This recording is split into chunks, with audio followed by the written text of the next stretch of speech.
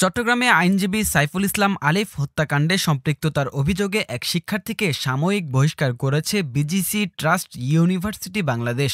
ওই শিক্ষার্থীর নাম শুভকান্তি দাস। তিনি বিশ্ববিদ্যালয়ের আইন বিভাগের দ্বিতীয় বর্ষের শিক্ষার্থী। বুধবার বিশ্ববিদ্যালয়ের একাডেমিক সভায় এই সিদ্ধান্ত গ্রহণ করা হয়। ভারপ্রাপ্ত রেজিস্ট্রার ডক্টর এস.এম. শোয়েব স্বাক্ষরিত এক অফিস আদেশে এসব তথ্য জানানো হয়। এর আগে বিশ্ববিদ্যালয়ের শিক্ষার্থীরা হত্যাকাণ্ডে সম্পৃক্ততার অভিযোগ তুলে শুভকান্তির ছাত্রত্ব বাতিলের দাবি জানায় বিশ্ববিদ্যালয় কর্তৃপক্ষের কাছে।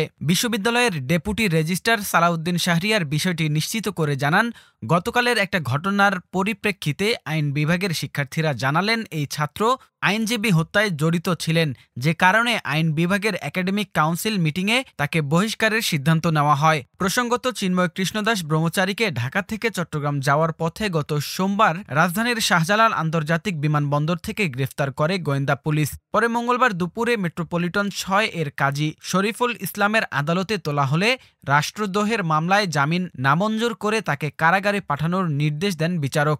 এই ঘটনার প্রতিবাদে ও চিন্ময় কৃষ্ণদাস ব্রহ্মচারীর মুক্তির দাবিতে আন্দোলনকারীদের হামলায় আইনজীবী সাইফুল ইসলাম আলিফ নিহত হন। সেই হামলার ঘটনায় সরাসরি সম্পৃক্ত থাকার অভিযোগ রয়েছে শুভকান্তি দাসের বিরুদ্ধে।